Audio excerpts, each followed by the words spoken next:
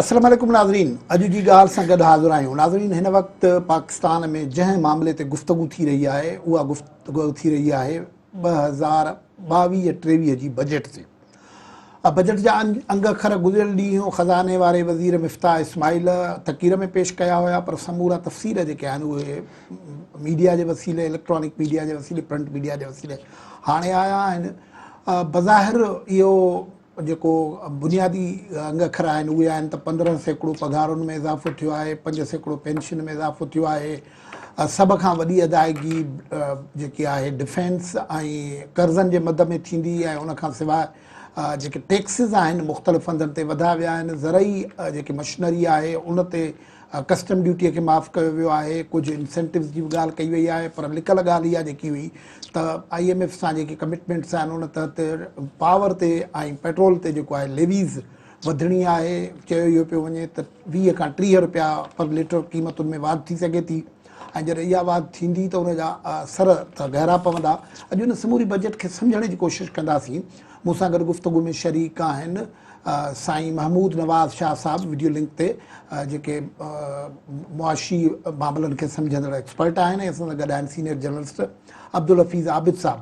तव्हां ॿिन्ही जी महिरबानी साईं, तव्हां असांखे जॉइन कयो। अब्दुल हफ़ीज़ आबिद साहब खां गुफ़्तगू शुरू कयूं था त छा तव्हां हिकिड़े आम माण्हूअ जे नज़रुनि में इहा बजट आहे छा जेकी हीअ पेश थी आहे, उनखे रिलीफ केतिरो मिलियो आहे, छा पैगाम आयो आहे बजट मां?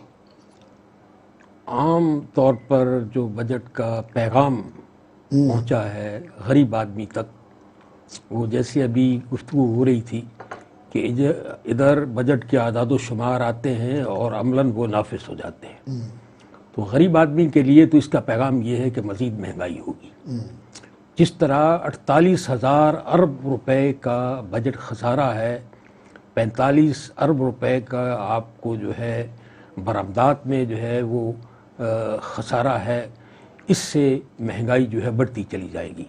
फिर जिस तरह का IMF से मुआहदा किया गया है, आप एक कदम नहीं बढ़ सकते जब तक उस पर मुकम्मल तौर पर अमल दरामद करें। आप देखें कि इस वक्त जो है डेडलॉक है IMF से गुफ्तगू में, क्योंकि उन्होंने कहा कि जी पहले जो साबिक़ा हुकूमत ने हमारे साथ मुआहदा किया था उस पर अमल दरामद करके आए, फिर जो है वो आगे बढ़े।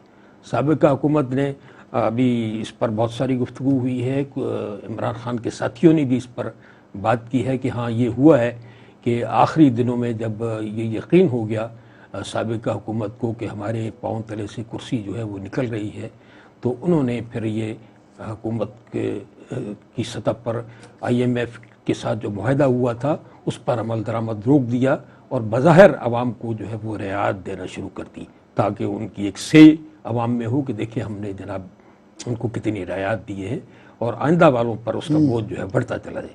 इसका नतीजा ये है कि इस वक्त बहुत शदीद क्राइसिस में तमाम शोबे जो है पाकिस्तान के हैं। इससे ज़्यादा बदकिस्मती क्या हो सकती है कि आप गुज़श्ता कम अज़ कम जो है गुज़श्ता 1 साल से जो है दिफा के लिए भी जो है वो कर्ज ले रहे हैं। तो इस सूरत हाल में आवाम के लिए कोई ऐसी खुशखबरी बज़ाहिर नहीं है। ये अच्छी बात है कि तनख्वाहों में इजाफा हुआ है, लेकिन इससे कोई फर्क पैसे नहीं होंगे तो कहाँ से पूरे करेंगे। साईं महमूद नवाज़ शाह साहब, तव्हां ॾांहुं ईंदासीं। जीअं हिकिड़ो कॉमन माण्हूअ जी अंडरस्टैंडिंग हुई त भाई पघारुनि जो ऐलान त थियो पर पैसा न हूंदा, बजट जा जो तक़रीबन 50% त न आहे पर 40+ जेकी रक़म आहे तक़ाज़ा आहे उहा पूरी थींदी कर्ज़नि मां, ऐं पोइ जेके शर्त आहिनि कर्ज़ ॾींदड़नि जा उहे बि सख़्तु आहिनि। कीअं ॾिसो था पिया त पोइ हीअ त जेकॾहिं मुआशी बहिरान तेज़ थींदो त उहो त केतिरनि ई बहिराननि जी माउ बि साबित थी सघे थो, छा पिया ॾिसो? साईं तव्हांजी महिरबानी। मुंहिंजे ख़्याल में पाकिस्तान जी सूरत हाल इन खां वधीक मुआशी तौर ते गंभीर आहे ऐं अॻियूं साल 1.5 साल 2 साल पोइ कहिड़ा सुठा मथा ॾिसण अचनि। असांजी सूरत हाल हिन वक़्तु इहा आहे त असांखे कर्ज़ अदा करण लाइ बि बाक़ी तव्हां नंबरनि जी जेका बि ॻाल्हि पिया करियो त एम्प्लॉयमेंट जेका आहे सा प्राइवेट सेक्टर में आहे। पब्लिक सेक्टर जेका बि वाद जी ॻाल्हि करियो पिया, हिते त पाकिस्तान सां मसइला जेके आहिनि से अनएम्प्लॉयमेंट जा आहिनि। असां वटि जेके नौजवाननि जी तादाद आहे में प्रोपोर्शनली असां वटि हाइस्ट आहे। उन्हनि खे एम्प्लॉयमेंट अपॉर्चुनिटीज़ पैदा करणियूं, उन्हनि जे लाइ सूरत हाल अहिड़ी पैदा करणी आहे त एम्प्लॉयमेंट अपॉर्चुनिटीज़ पैदा थी सघे।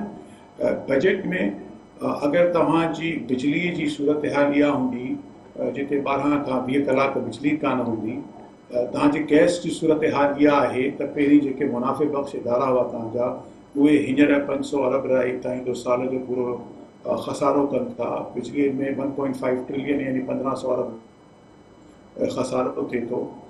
उन में इंडस्ट्रियल सपोर्ट ऐं उन जे लाइ इन्हनि सभिनी इंफ्रास्ट्रक्चर जी मौजूदगी हुजणु जेका आहे सा तमामु वॾो सवालिया निशान आहे।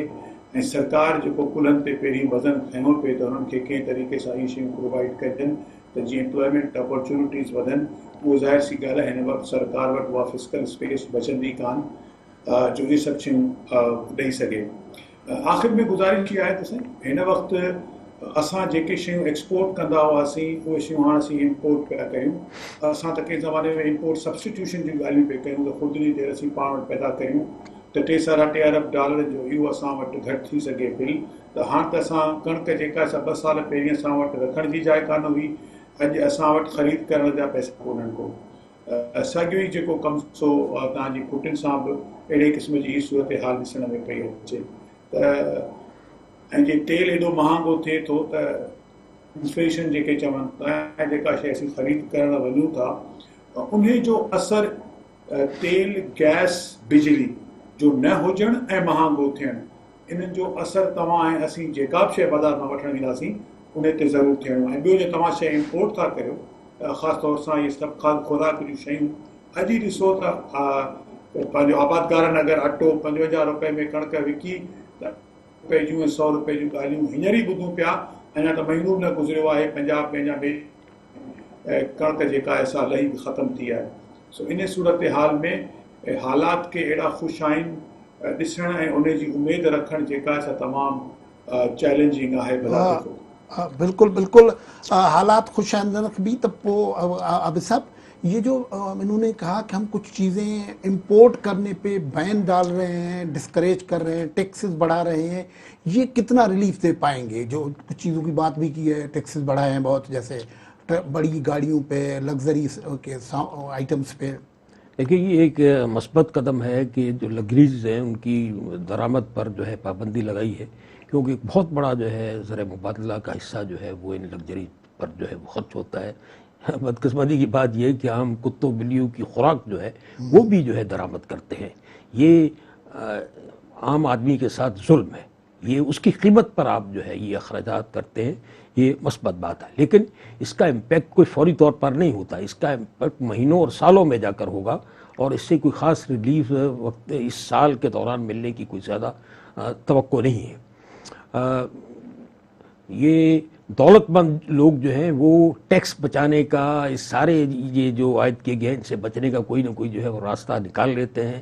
हुकूमतें जो है वो बहुत नारेबाजी करती हैं, लेकिन फिर इन्हीं को जो है इंसेंटिव्स देती हैं कि जनाब ये मुआफ़ी का जो है 3 महीने का पीरियड है, इसमें जो है काला धन जो है आप सफ़ेद करवा लें। आपने देखा है जो हुकूमतें पहले नारेबाजी करती रही हैं कि जनाब हम किसी को रिलीफ नहीं देंगे, हम अपने ख़ानदान के लोगों को भी रिलीफ नहीं देंगे, किसी साथी को रिलीफ नहीं दी, उन्होंने भी जो है ये मुआफ़ी की स्कीमें जो है वो निकाली और अरबों रुपए जो है वो लोगों ने काला धन जो है उसको सफ़ेद करवाया। तो रास्ता क्या बचता है, अब बात करेंगे इस हवाले से, लेकिन इतने ब्रेक जो वक्त है ब्रेक खां मोटी अचूं था त रस्तो छा है उन करण ते गुफ्तगू कंदासीं।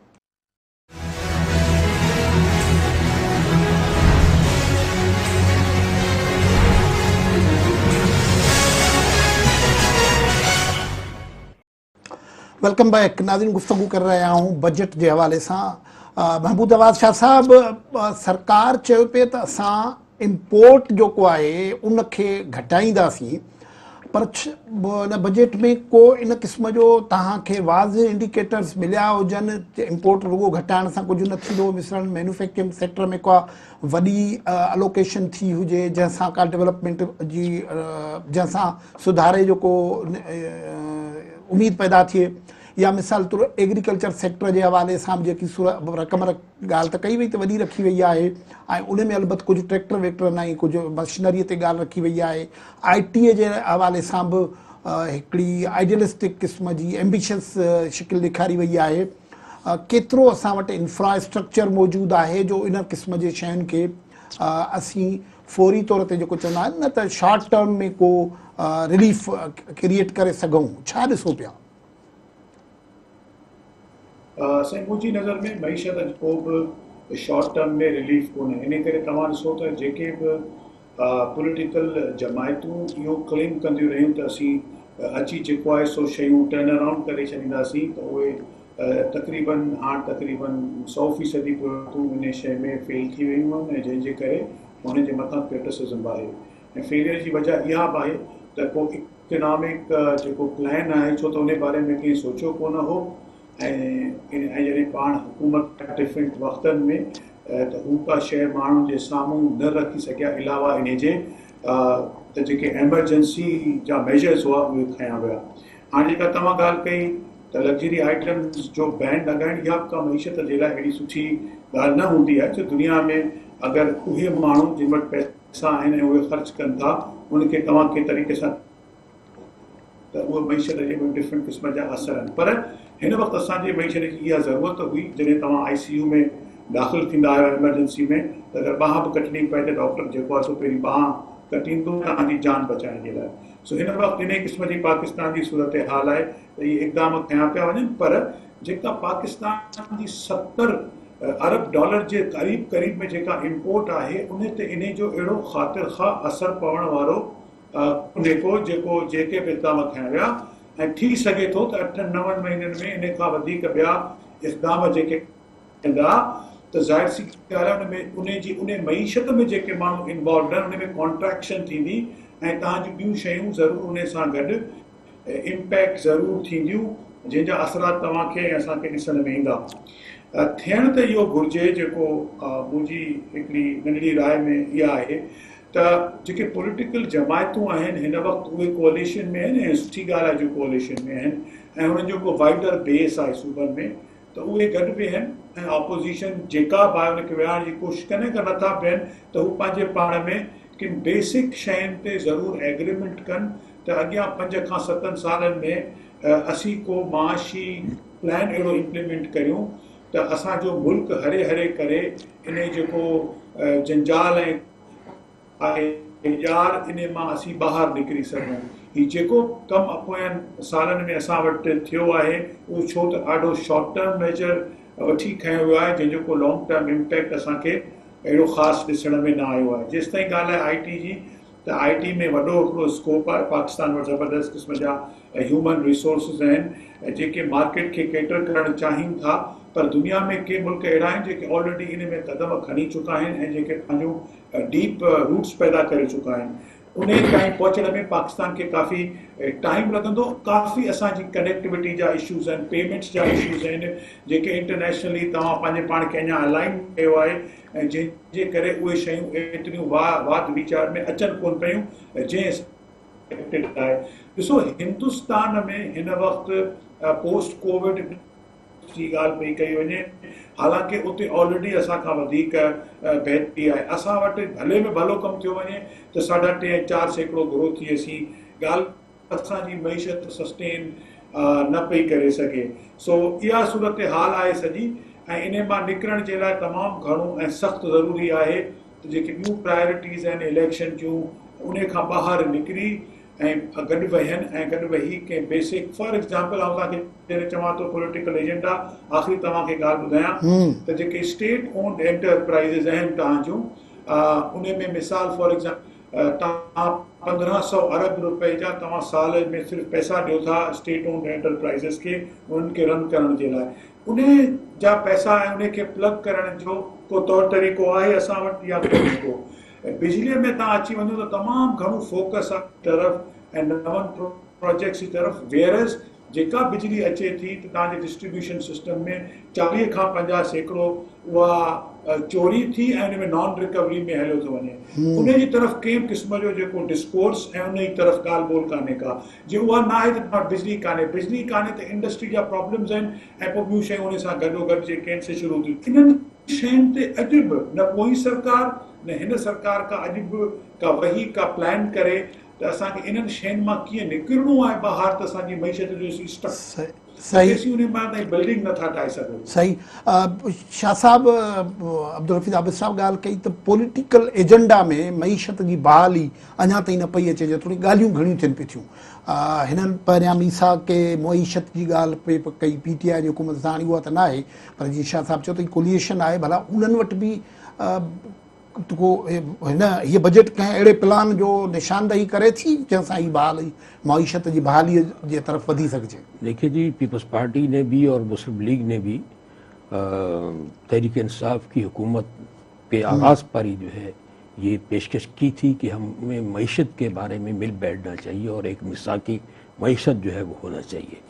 लेकिन चूँकि इमरान खान साहब का तरीका जो है सियासत का वो बहुत एग्रेसिव है, तो उन्होंने इसको जो है वो अहमियत नहीं दी और उन्होंने ज़्यादा वक्त जो है वो हिज़्ब इख्तिलाफ पर इल्ज़ाम तराशी और उसमें गुजारा और मस्बत इक़दामात जो है वो मईशत, मुआशरत, जिन इसके बारे में कम किए।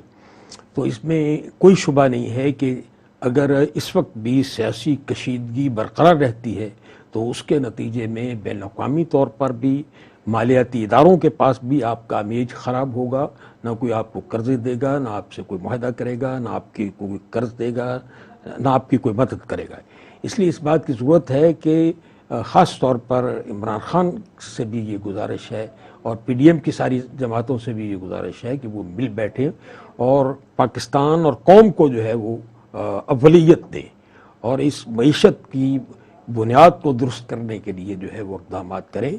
इसलिए कि ये सारा हुकूमतें, ये इक़्तिदार सब अवाम के लिए है, अवाम ये आपको जो है कुव्वत बख्शते हैं। लेकिन मतलब जैसे ये आए तो उन्होंने भी जो मुख्तलिफ इक़दाम किए हैं, मिसल पेट्रोल ज़ाहिर कीमत बढ़ानी थी, IMF से एग्रीमेंट्स थे, लेकिन अल्टरनेट जो रिसोर्स जनरेशन के मसाइल थे वो पैदा करने थे, वो अभी तक नहीं, उन्होंने भी कोई निशानदेही नहीं की है उनके।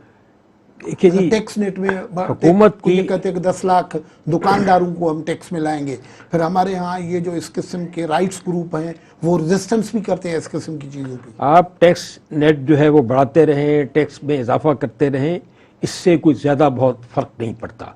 असल बात ये है कि आप इन्वेस्टमेंट करें, कारखाने लगें, ज़राअत को तरक्की मिले, उसकी बुनियाद पर आपके टैक्सेस मिले और ये जो अभी और आमदनी में इजाफा हो। अभी जो शाह साहब ने निशानदेही की वो बहुत ही परफेक्ट निशानदेही थी कि 2 साल पहले हमारे पास गंदम रखने की जगह नहीं थी, अब हमें गंदम चाहिए, पैसे नहीं है। न सिर्फ गंदम, तकरीबन 100 रुपया हो गंदम, गया है, चीनी, कपास, इन तीनों बड़ी जो प्रोडक्ट्स हैं उनके बारे में हम जो है वो बहुत पीछे गए हैं। गुज़श्ता 3 साल से गंदम का क्राइसिस है, हमारे पास रखने को जगह नहीं होती थी, ये बात दुरुस्त है। फिर आपने देखा कि एक मौके पर जो चीनी अब सरप्लस है तो दुनिया में उसका दूसरे रेट है, हम बाहर नहीं भेज सकते। जी हाँ, जो नहीं, मैं दूसरी अर्ज कर रहा हूँ कि हमारे जो ग़िज़ाई वज़ारत के मिनिस्टर थे, उन्होंने एक मौके पर कहा कि हमें तो यकीन दिलाया गया था कि 60,000 टन जो है वो गंदम मौजूद है, लेकिन फिर पता नहीं क्या हुआ, कहाँ चली गई और ये क्राइसिस पैदा हो गया।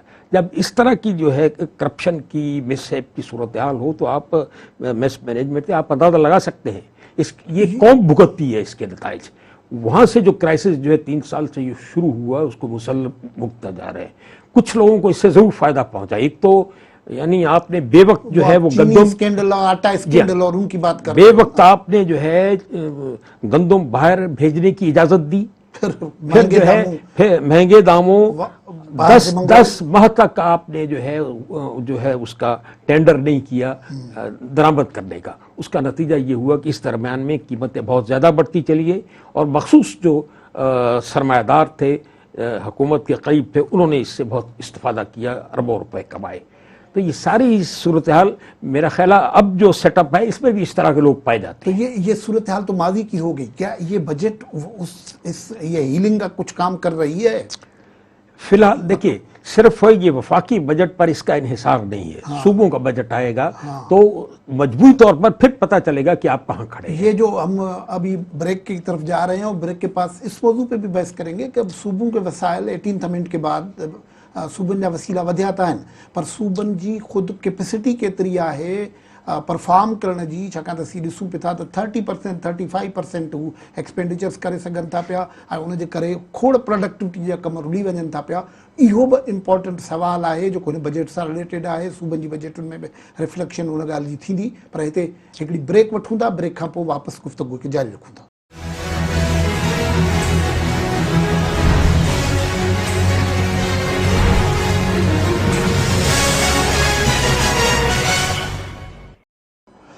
वेलकम बैक नाज़रीन, गुफ्तगू कर रहे आहियूं बजट 2022 ऐं 23 ते।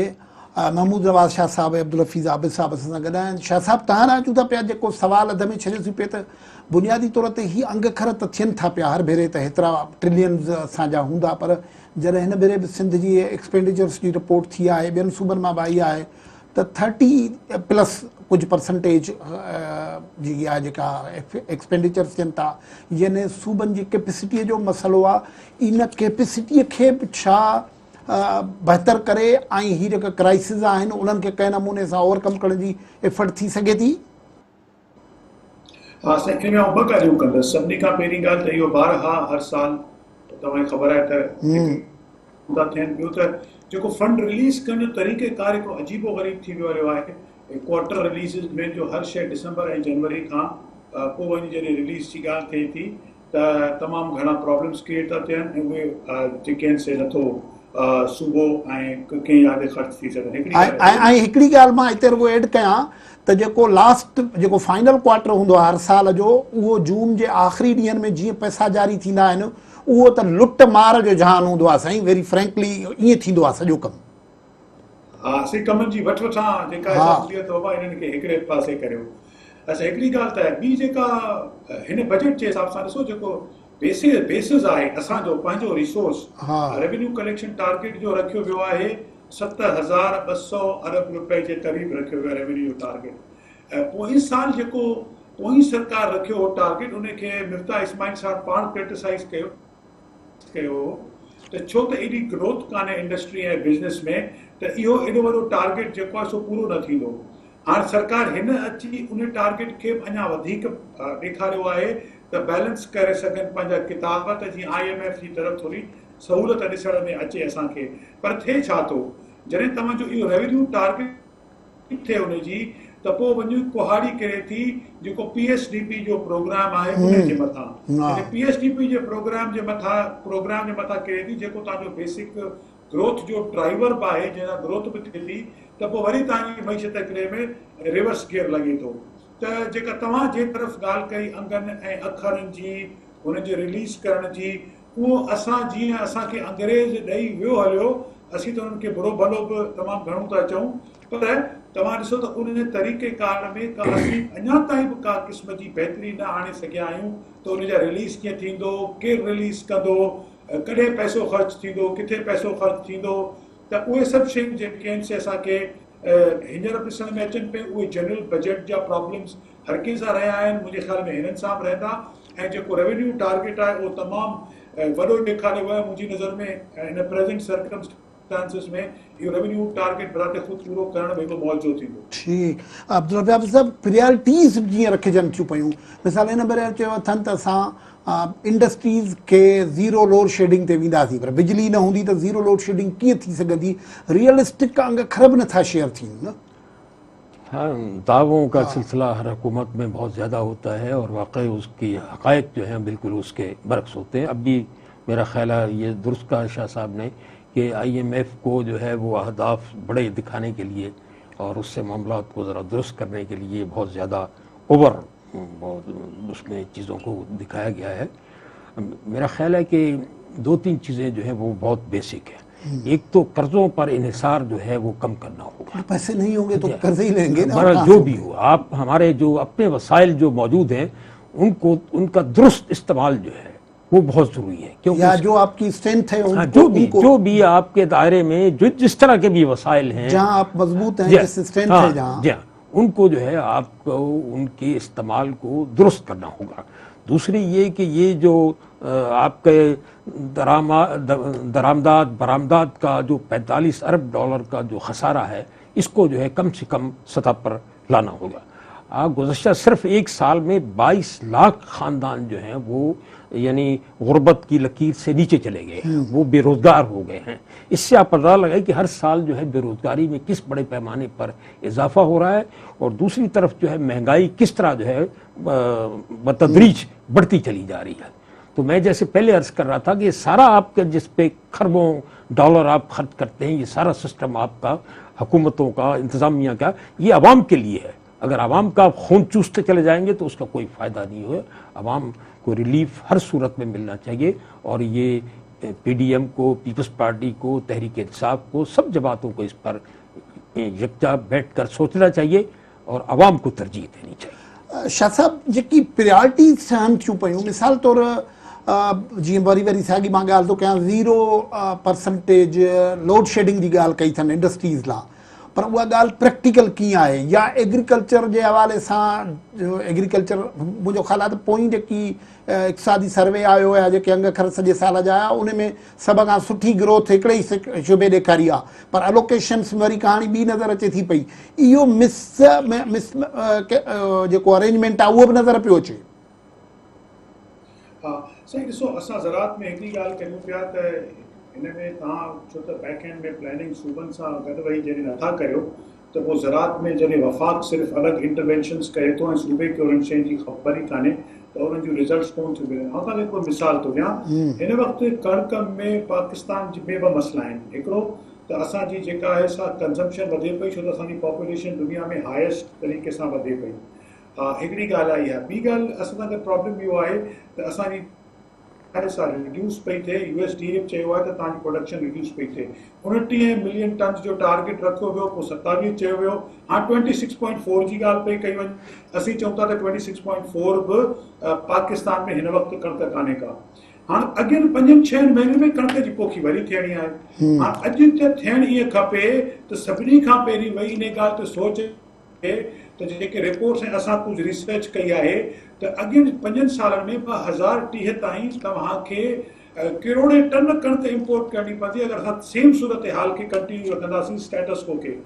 अगरि इन ॻाल्हि खे जेसि ताईं तव्हां सम्झंदव न ऐं तव्हां अॼु वेही प्लान न कंदव त कणिक जे अगरि ॿिज जो मसइलो आहे त उहो ॿिज किथां ईंदो, उनजी पोखी कीअं थींदी, ऐं अगरि क्लाइमेट चेंज आहे त उन क्लाइमेट चेंज खे मुंहुं ॾियण लाइ कहिड़ियूं शयूं करणियूं पवंदियूं, उन जे लाइ कहिड़नि रिसोर्सिस जी ज़रूरत आहे, ॿाहिरियां अंदरां। तव्हां ॾिसो त उन जी तरफ़ तव्हांखे का पहिरीं का तवजो कान। इन नहज ते पहुची विया आहियूं ऐं अॻियां वेंदे बि असां वटि जेके बेसिक शयूं कंहिं ज़माने में हिन भेरे क्लाइमेट चेंज ते डीपनिंग पई थिए। सर, क्लाइमेट चेंज ते पैसनि जो इंडिकेटर त ॾिनो अथनि, पर प्लान्स छा आहिनि उहो अञा कुझु पधिरो न थियो आहे, पेपर्स में बि न आयो आहे। साईं ॾिसो न, क्लाइमेट चेंज जे बारे में त हू ॻाल्हि पई थिए रुगो जेका शहर वारी, बाबा ही पॉल्यूशन थी वियो, ही थी वियो, फलाण थी वियो। एग्रीकल्चर ते हुनजो असरु आहे, ठीकु आहे। अगरि एग्रीकल्चर ते असरु आहे त उन में रिसर्च एंड डेवलपमेंट जी ज़रूरत आहे। रिसर्च एंड डेवलपमेंट जे लाइ सूबो ऐं वफ़ाक़ खे गॾु वेही प्लान ठाहिणो आहे, एग्रेसिव टारगेट्स आहिनि। ॾिसो जॾहिं कोविड आई हुई त एग्रेसिव टारगेट्स ॾिना विया त वैक्सीन जल्दी ठाहियो, ग़लति कमु थियो सही थियो उन ॻाल्हि त कोन था कयूं, पर छा असां पाण वटि वेही जेके असांजे फूड सिक्योरिटी जो बेसिक ॻाल्हि आहे उन में असां गॾु वेही किथे इहा ॻाल्हि कई आहे त को ॿिज जे बारे में रिसर्च ते असां वटि जेके 4 मेजर प्रोडक्ट्स आहिनि, कणिक, कमंद, सारी ऐं फुटी, उन में 3 मेजर फसलुनि जो ॿिज तव्हांजो अॼु इम्पोर्टेड ॿिज आहे जेको इस्तेमालु थो थिए। कणिक जो ॿिज जेको इस्तेमालु थिए थो TD1 थी वियो आहे, इन मतिलबु तव्हां वटि ॿिज कोन्हे को। जे तव्हां वटि इहे बेसिक शयूं हूंदियूं त क्लाइमेट चेंज जा पैसा तव्हांजा सिर्फ़ु अगरि शहरनि में वर्कशॉप ऐं सेमिनारनि ते वञणा आहिनि ऐं तव्हांखे रुगो इन्हनि शयुनि जी ॻाल्हि करणी आहे ऐं बेसिक ब्रेड ऐं बटर जी ॻाल्हि नाहे करणी, त पोइ तव्हां जूं प्रायोरिटीज़ प्रॉपरली सेट न आहिनि। उहे पैसा ज़राअत में कंहिं अप्रोप्रिएट जाइ ते ख़र्च खपनि क्लाइमेट चेंज जा, त उन्हनि खे मुंहुं ॾेई सघिजे। अनफॉर्चुनेटली उहा जिद्दत ऐं उहा शइ न पई ॾिसण में अचे। थैंक यू साईं महमूद अवाज़ शाह साहब, महिरबानी साईं अब्दुल हफ़ीज़ आबिद साहब। नाज़रीन, अॼु असां बजट 2022-23 जे एलोकेशन्स जे अंदरि जेका पॉलिटिक्स आहे, जेका सोसाइटीअ जा लाइ इक़्तिसादी मुआशी प्लान आहे, उनखे सम्झण जी कोशिशि कई। गुफ़्तगू खां मोकिलियूं था। अला भाई।